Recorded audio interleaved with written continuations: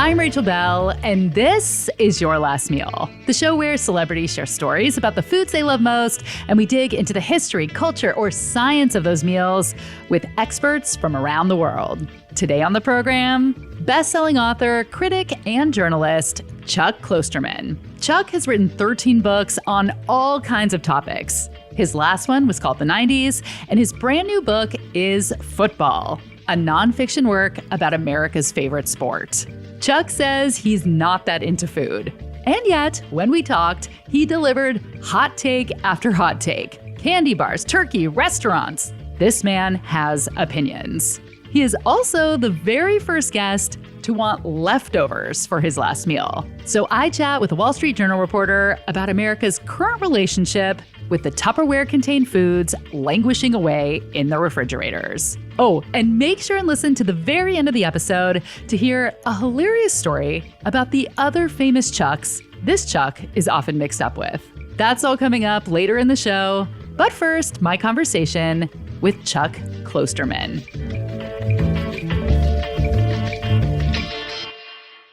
I realize this runs counter to the whole idea of this podcast, but I sometimes can't believe how much we're talking about food. I can't believe it.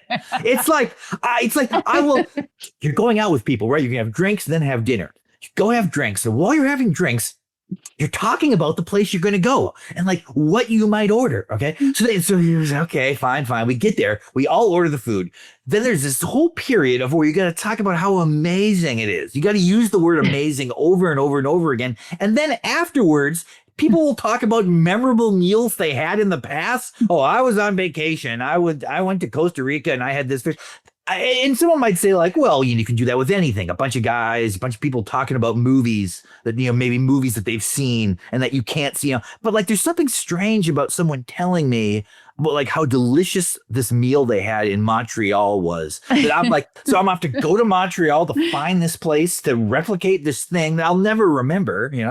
There was a place in Montreal though I went to that actually brought like the head of a boar. And it was like a pig's head. Where you ate the kind of, and like there was a lobster. Did it have an apple in its mouth? A lobster in its mouth. It was like this pig was swimming in the river, swallowed a lobster. Someone then picked it up, cut off his head, and made this incredibly it's got a real. I should remember the name of this place. It's got a real heavy French name, I think. But like what I remember about this restaurant in Montreal is that the staff was cleaning the light bulbs constantly because there was so much fat emanating from the steakhouse that it made the lights cloudy. Like maybe it was all gimmick, but it was like, that was a good meal. Yeah. I like how in like the same sentence you complained about something and then you did it. But it's hard not to do it. It's hard not because it's just like, it's just so. But when I'm with my wife's family, we would go on like a kind of a group vacation. We'd get there on Thursday and they'd start talking about what we were eating on Saturday. I was like, well, we got planned for 3 days to get jacked about this meal. Like, I don't like that. Like, I like to know what I'm going to eat 3 hours before it's going to happen. I don't need to think about it for days. Yeah, I grew up in that kind of family. So I think that what's happening in culture now, I'm like, oh, now I feel normal. Because as a kid, it didn't feel as normal. Like I remember going to friends' houses and like looking in their fridges and being really interested in what they're eating. And people are like, why are you doing that? Who cares? So like, finally, I belong in this obsessive culture. You like to look in people's fridge to like see what was in there. Yeah, but not as a judgment, almost as a horoscope. I look at, people's carts in the grocery store too. It tells you a lot about somebody. I had a column for a little bit here at The Stranger, which is like the, sister paper, The Mercury, where I would go to homes of people who are like a little bit famous and look in their fridges. And it was like on Cribs, you could look and see that they only had drinks in their fridge and they didn't have any food. It's interesting. After hearing his rant, I'm sure I don't have to tell you that Chuck is not much of a food guy. And he caught me off guard with a question that no one has ever asked me before. I was curious why you wanted me on this podcast, to be honest. I mean, it's very interesting to me. I'm very flattered. But like I read about a book about football. Why would I be on this podcast? I mostly talk to people who don't have careers in food because I think that it's interesting to get to know people through their tastes in food and their stories because it is so intimate and so personal. So I actually think it's more interesting talking to people who do other things for work than chefs, because often you can read a lot of interviews about people, but it doesn't come up. Or with you, you've written books on a lot of topics. So you talk about the 90s and football, but maybe people don't know this side of you. So to me, it's just a different way to get to know people. Well, I have a question about this podcast. Okay, this podcast is called like The Last Meal, right? Is it about what you would pick for the last meal you were going to have, or is that just a title you throw in there? It is up to the person I'm interviewing. It's through your lens. So you can, it can either just be, these are the foods that are most important to me or most delicious, or some people do take it literally. And that's also kind of the Rorschach test. I'm kind of fascinated by this one point. I think there's a huge difference between what you would eat if you were literally having your last meal because you were going to be executed. Yes. Or if it's just sort of some kind of magical thing where I can just pick whatever my last meal would be, and it can be anything before I die. Because, it's very common when you hear about prisoners, who are going to be executed, they will often want KFC. That's a strangely typical thing. And you know what is crazy? That is the best answer if you're actually being executed. Why? Okay, so KFC is delicious, right? It is delicious. Like for whatever they're doing to that food, it's not just delicious, but consistently so. Yes. It also travels very well. So if you have to have it brought from the outside world to your to you on death row, that's a really good option. Because if you were going to have a last meal, you can't say something say you loved lasagna or whatever, and you tell your prison guards, I love lasagna. Where do you get good lasagna in a prison? Especially since you might be eating it at 5 a.m. or whatever, But if it's some magical situation where I can have anything I want, and it's going to be the last thing I eat before I die. I love the Thanksgiving dinner meal, but that is not the answer. The answer is the Friday meal after Thanksgiving. The leftovers. Because when you have the actual Thanksgiving meal, there's presentation to it, right? You're going to try like a little bit of everything. The plate is almost sort of like aesthetically designed. You've been usually kind of maybe having some kind of appetizer, shrimp cocktail or something. You've been drinking wine, beer all day and stuff, but the meal on Friday, when you have complete control over what it's going to be, the ratio of the potatoes to the stuffing, the turkey in there with the gravy on top, you throw some corn in, you kind of make like a combination of things. I think that is the best meal. Yeah. What did you make the day after Thanksgiving, this past Thanksgiving, just a couple of weeks ago, last week? Yeah, last week. Yeah. Well, or at least when we're recording it. Well, here's what I do. So you get the biggest bowl you have, like a cereal bowl, and you put potatoes in and you kind of hollow out the middle of it. Okay, so it's mashed potatoes, and then you put gravy and a little turkey at the bottom. Then you put stuffing on top of that and corn. Then you put more turkey on top of that. You cover the entire thing in gravy, and then you microwave it for 120 or 150 seconds. So it's like a crater, a Thanksgiving crater. I think it's interesting how like turkey sort of has a negative or pejorative meaning now. Like people don't like JD Vance is criticizing it. I thought that was a strange political move. Oh no, I don't want to have anything in common with him. Well, do you hate turkey? I don't hate it, but I don't crave it either. And the last couple of years, the people I've spent Thanksgiving with have taken turkey out of the equation and brought a ham in. And this has actually been a whole thing because the first year his mom took out stuffing, took away mashed potatoes. I'm like, whoa. This is like the whole traditional meal. Like, this is not the time to tinker. We are all here for nostalgia. So for that reason, I have no problem with there being a turkey so I can have a Norman Rockwellian kind of, vision, and I'll eat it. But it's not my favorite. I know you would like to have it more. I think, okay, because I love chicken as well, but I don't know why the chicken is so utilized and the turkey is so underutilized in sort of day-to-day consumption. Americans are very chicken-centric. I mean, there's nothing I eat more of. I'm sure of it. And is it really just an American phenomenon, or is this not the case in Europe? Is this not the case in Africa? I mean, it's like I have no idea.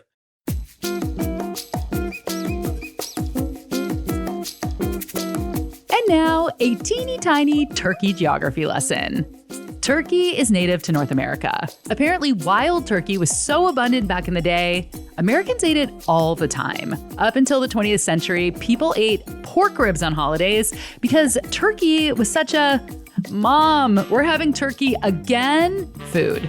Turkey is popular in the Yucatan in Mexico, where it's traditionally prepared with sour orange juice and spices or in a mole. And it was Spanish conquerors who brought turkey to Europe, which may be why it's a popular Christmas dish in places like England and Finland. In Taiwan, a dish called jia turkey rice became popular after World War II. And it sounds so good. Shredded steamed turkey over steamed rice with a turkey drippings gravy, soy sauce, shallot oil, crispy fried shallots, and pickles. I would take jia turkey rice over a Thanksgiving turkey any day. I have so many things to ask you based on things you're saying. I have tangents, but I want to go back to the last meal for a moment because you had split it into these two categories. So the leftover Thanksgiving is what you would choose if you were going to lean into the theme of the podcast, which is it's a catalyst for conversation. But if you really were on death row and having a last meal, what would you choose? No, I would choose KFC then. Oh, KFC. Okay. Because I think that is like the likelihood that what they bring me is going to be both delicious and exactly what I expect is the highest. If you said like, oh, I love, say, chicken parmesan or whatever, but they're not going to make it in the jail. Timothy McVeigh, the guy who blew up the Oklahoma, remember that? The Oklahoma bomber, yeah. Yes. You know what he had for his last meal? No. He had this is crazy. I believe it was 2 gallons of mint chocolate chip ice cream. He just gorged himself on ice cream, which is kind of weird, obviously, but also an interesting thing. It's this is the last thing I want to remember. Because what is the real reason when someone's going to be killed and they're going to have their last meal, or if you were going to be killed and you're going to have your last meal, what are you trying to get from it? One last moment of ecstasy? I think that's the idea. Yeah. That you get one last minute of pleasure, and also you have one last thing that you're in control of because you haven't had any control over your life the whole time you're in prison, and then this is it. That's what I think. But I spoke to someone who used to prepare the death row meals in Texas, and he said that they could only make things out of what they had in the kitchen. So if somebody wanted lobster, they were peeling the breading off of fish sticks, and that's what they would get. So you have to work with the system. Otherwise, you're going to get something bad. I thought that was the one time they would actually leave the facility and bring you in food. It's different in different states. And also, Texas doesn't do the last meal anymore because one person ordered a ton of food and then didn't eat it as kind of the last FU. That was his last way to make a choice. They used him as an example, and they don't do it anymore. Would I actually want to eat something 6 hours before that would make me feel so sick that I would be just kill me? It was actually, I think, after Thanksgiving in the 90s or something, I'd eaten something. My whole family, everybody I knew who was at this dinner got sick. And I was a college student at the time. And I just remember laying in my bed and I was so sick, it actually seemed like dying would be preferable to living, which would be the right mindset for going into an execution. I love this because I've done this show for more than 9 years. And the only people who kind of break it down like this are the people who think for a living. I mean, everybody thinks, but who have these thinker jobs like Neil deGrasse Tyson, Mary Roach, John Waters, actually, who he wants a single leaf of arugula because he wants to be a tidy corpse. Huh. Well, Woody Allen was asked this question and he was like, nothing. I would eat nothing. I can't imagine being hungry before they, but I don't think I would be that way. Even when things are really bad and I'm really depressed, I'm still hungry. I got COVID, lose your appetite. I didn't lose my appetite when I had COVID, it's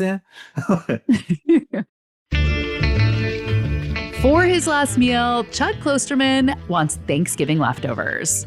Do you eat leftovers? Or are you one of those weirdos who refuses to? After the break, a Wall Street Journal reporter shares actual data that reveals the relationship Americans have with leftovers.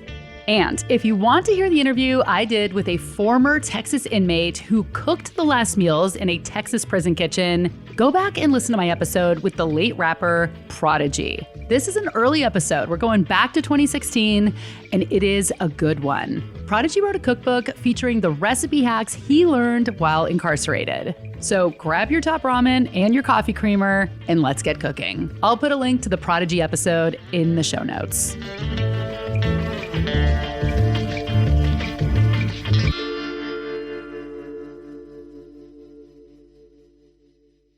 If your perfect day is listening to murder podcasts while knitting in front of a fire, watching true crime shows, and wishing you could solve a mystery, I have the perfect weekend for you. February 21st and 22nd is Langley, Washington's 41st annual Mystery Weekend, where thousands of people participate in a whodunit, running around town, collecting clues, meeting costume characters, attempting to solve a mystery. Langley is a charming seaside village on Whidbey Island, less than an hour away from Seattle. And to get the clues, you'll visit charming local shops and restaurants, like one of my very favorites, Ultra House. Their ramen is as good as any bowl I had in Japan. Double Bluff Brewery, which is my favorite place to get a beer, and Saltwater for fresh local oysters, mussels, and beautifully cooked seafood. There are some big, amazing prizes for the mystery solvers. But whether you win or lose, you get to spend the weekend in Langley, one of my favorite places in the Pacific Northwest. So book your lodging now, plan your trip at visitlangley.com.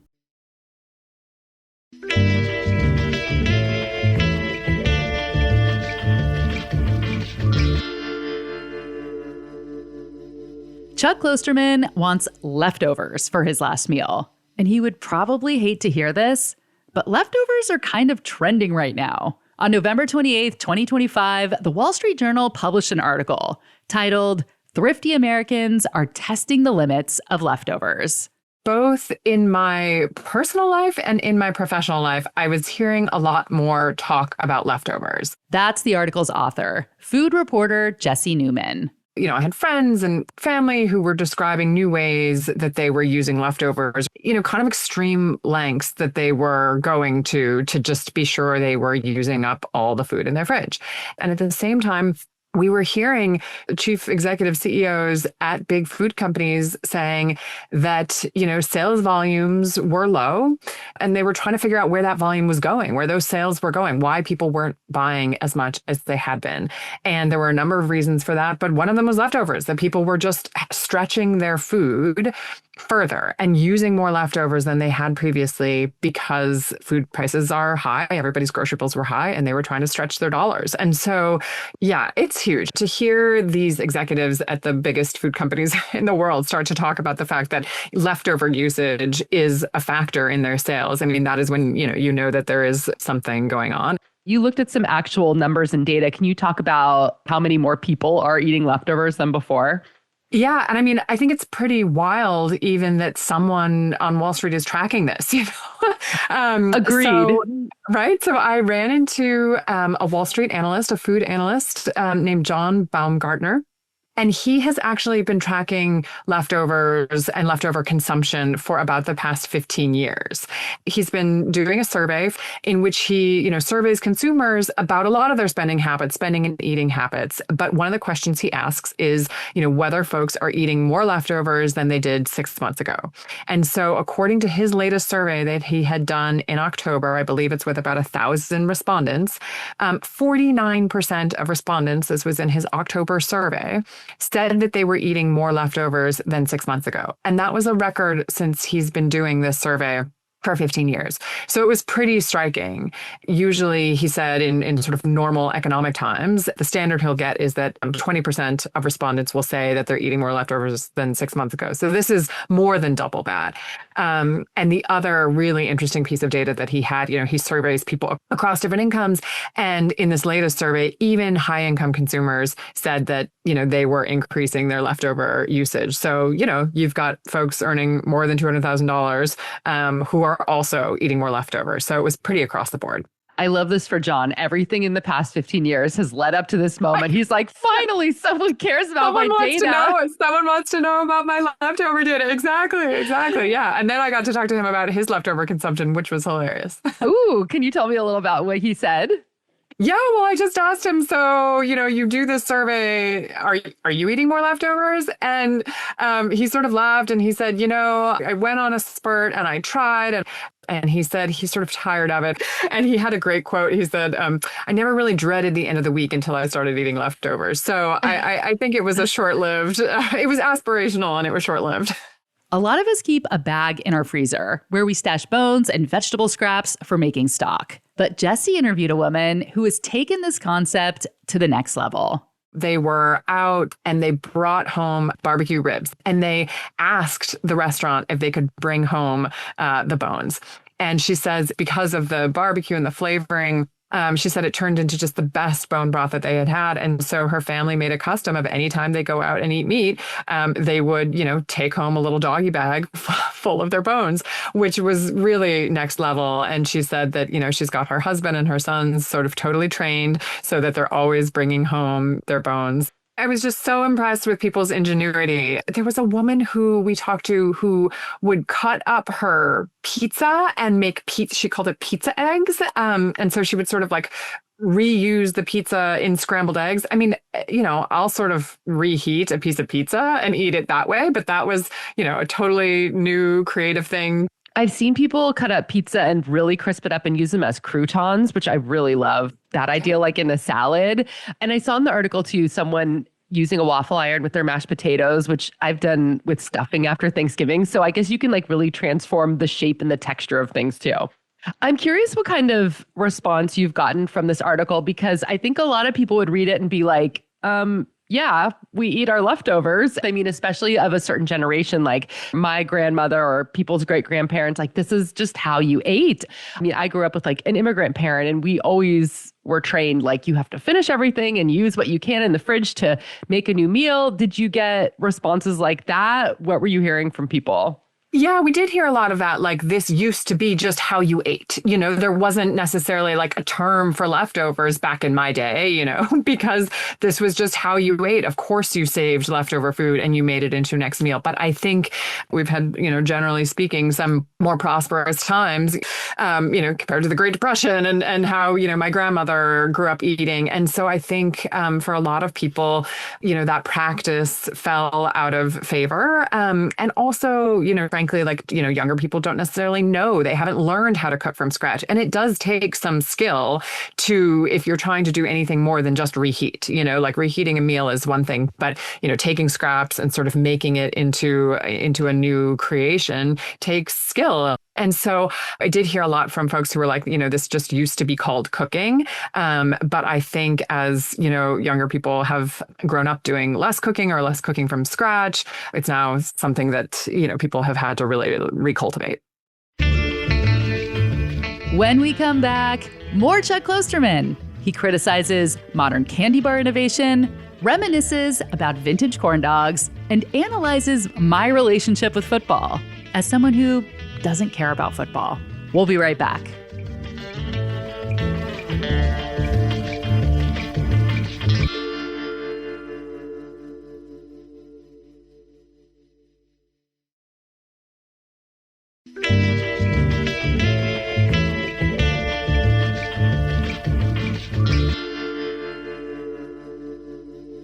I'm curious a little bit about the way you ate growing up, because you grew up on a farm in a tiny town outside of a tiny town. I heard you say there wasn't even a grocery store by the time you were born. Yeah, and there isn't. Yeah. The youngest of 7 kids. So what was eating like? So I don't want to present myself like I was like we were like this impoverished Appalachian family. It wasn't like, but we did not have a ton of money. I realized that later. I didn't know I was poor until much later in life growing up. So there were things like cutting a Snickers bar into 4 pieces. That was a common thing that happened.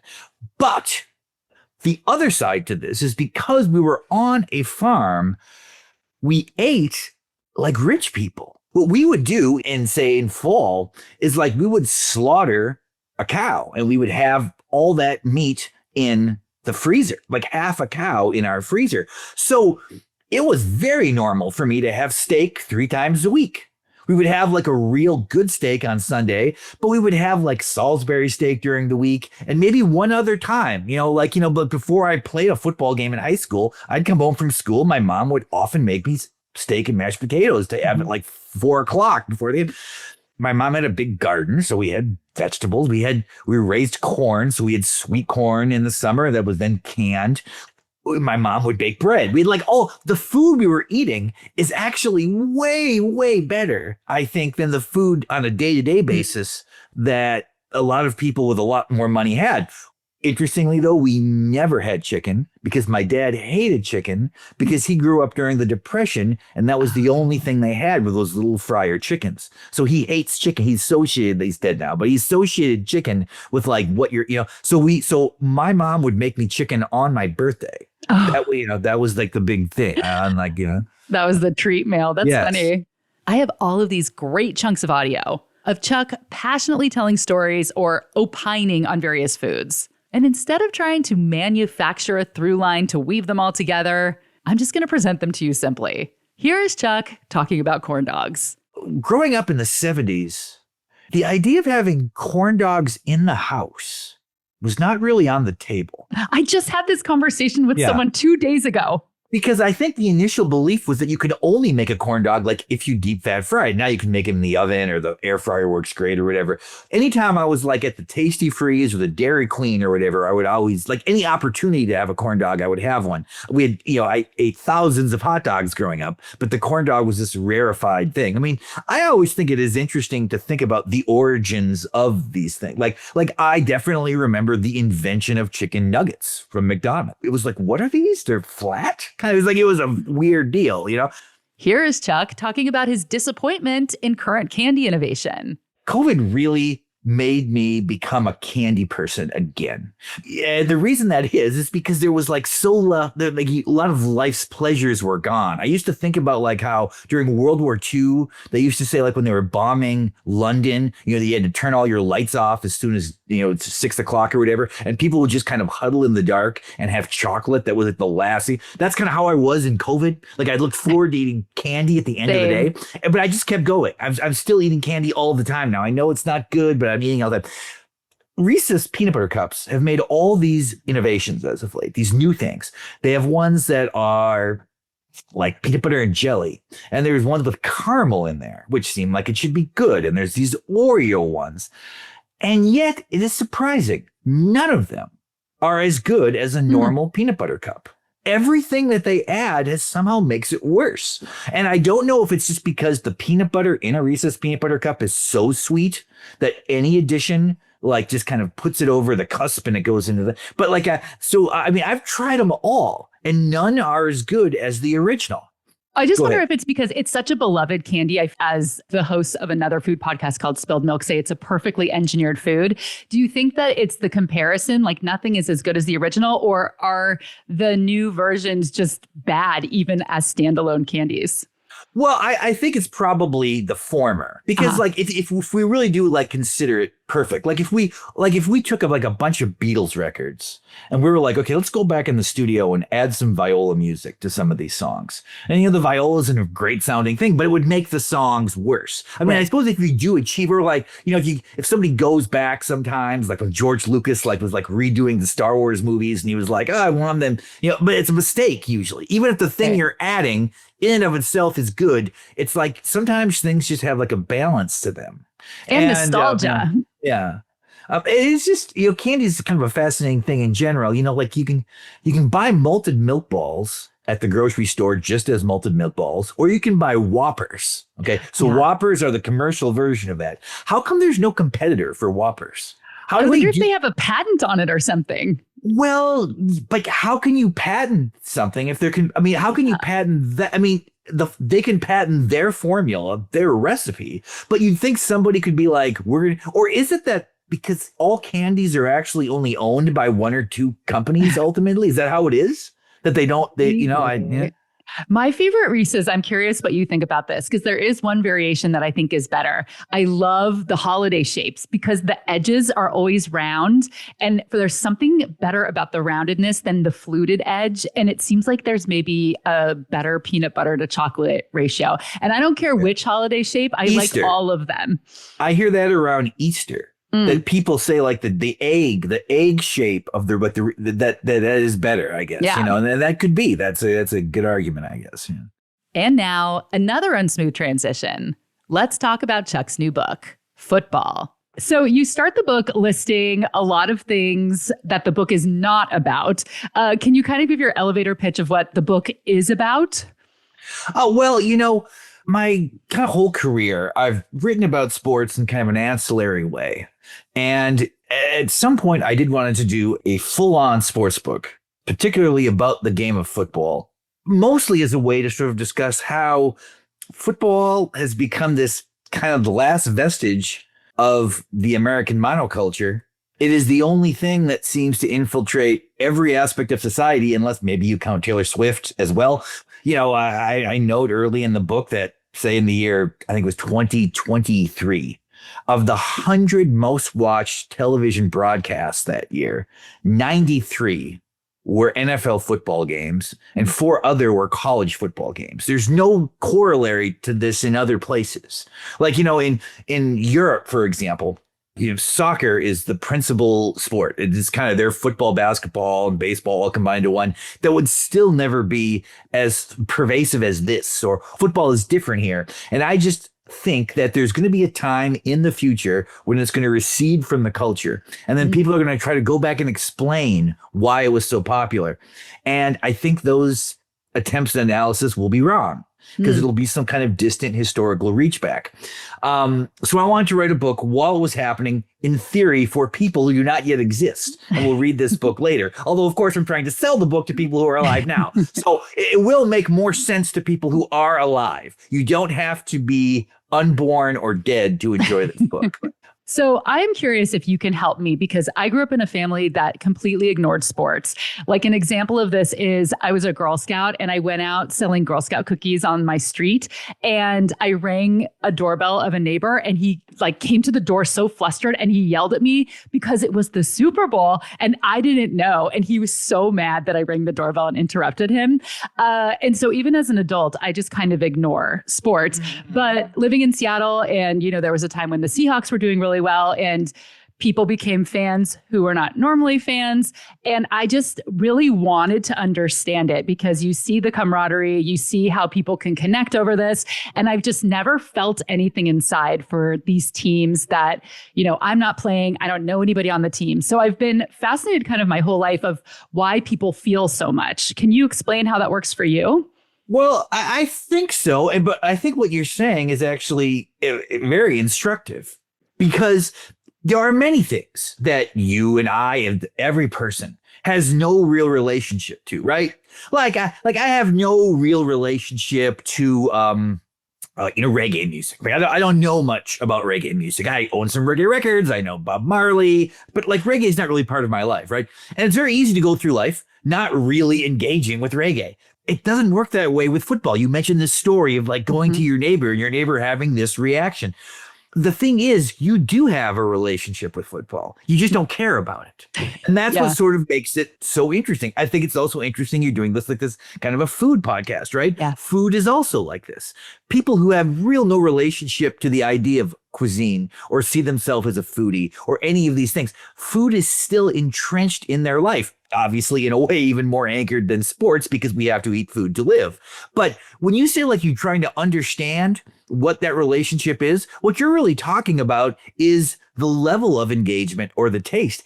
You are engaged with it almost against your will. And I think that sometimes that can be, you know, kind of strange. You never cared about these teams or never cared about the players, you know, that's very easy for me to understand. What is interesting, though, is that your consciousness of it proves that it is different than other things just not to care about, you know? Chuck lives in Portland, Oregon, which is also where Fight Club author Chuck Palahniuk lives. Chuck Palahniuk was on the show in November 2024, and I noticed a lot of similarities between their tastes in food, their rural upbringings, and the way they approach writing. So I wondered if they had met. I've never met Chuck Palahniuk. I've interviewed him. I interviewed him as a journalist. But what is interesting is I do remember when I was moving out of New York and I got into the elevator of the building. I was living in Brooklyn, and this teenage girl gets in the elevator and she goes like, you know, I know you've been in this building this whole time I've lived here, and I've always been afraid to talk to you. But like, I just think that you're an incredible writer. I can't believe that I live in the same building as you. It makes me think that New York is an amazing place, and I can encounter this writer that it has changed my life. And I just wanted to tell you that because I know you're moving. And I was like, oh, wow, thanks. You know, and then she starts talking about Fight Club. Oh, no. Like, just like, you know, but she was so nice. She was such a nice person that I was like, there is no way. So And then we left the elevator and kept walking. By chance, we were on the same street. For about 10 minutes, I pretended I wrote Fight Club. And she was asking me questions about the book. And I was answering them in a way that I thought you would, but, because, and then at one point I was like, I just got to tell her this will be kind of funny. But then she's like, okay, I got to go. And then she leaves. So to this day, she believes that I don't know, but that's totally fine. The crazier situation is one time when I used to write for like Esquire and GQ, and my editor told me this story, how like GQ was having this party. And all the people were coming in for this kind of fancy party. And a guy knows that he's my editor, goes like, that's Chuck Klosterman? And my editor, what do you mean? He's like, I had no idea he was paralyzed. It was Chuck Close. Oh, Chuck Close was coming in, and that's so this happens sometimes. Like, it's like I have a weird name, and yet I get confused. People confuse me with people, with other Chucks with weird names or little portions of your name. Yes. Yeah. I love that you didn't actually spoil that woman's moment. You could have easily just instinctively said, "Oh, that's not me," but you didn't do that. Oh, I probably would have if she hadn't prefaced this with such I mean, she literally was talking about how it was like her experience of growing up in New York, like this valley. I was like, I'm not going to take this away from you. Yeah. I'm not going to tell you. It's like, I was like, yeah. I hope she doesn't listen to this podcast. I hope she does. Then she'd be like, she'd look back and she deserves to know the truth. Well, thank you so much for your time. It was really lovely talking with you. And I hope you meet the other Chuck. I think you guys would really get along. I would love to meet him as well. And that was Chuck Klosterman's last meal.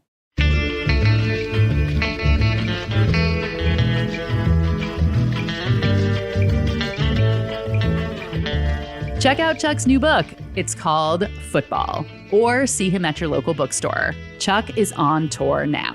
Make sure and tune in next week to hear The Leftovers with Chuck Klosterman. Everything in Portland seems like an experiment, like a social experiment to see. It's like, I wonder if people would like pancakes just as much if they were savory, if there was lots of salt or something. And it's like, I've never been impressed. Thanks to Jesse Newman, food reporter for the Wall Street Journal. Your Last Meal is a product of Seattle's Cascade PBS. Go to cascadepbs.org to become a member. For as little as $7 a month, you will get on-demand access to all PBS programming while supporting local public media. This episode was produced by me and senior producer Sarah Bernard, who also mixed and mastered it. Original theme music by Prom Queen. Are you subscribed to my newsletter? It's called The Nosh, and it comes out every other Wednesday. I write about my favorite Seattle restaurants, share recipes from Your Last Meal guests, and lots more. Sign up at cascadepbs.org/Nosh newsletter, or find a link in the show notes. I'm Rachel Bell, and this is Your Last Meal.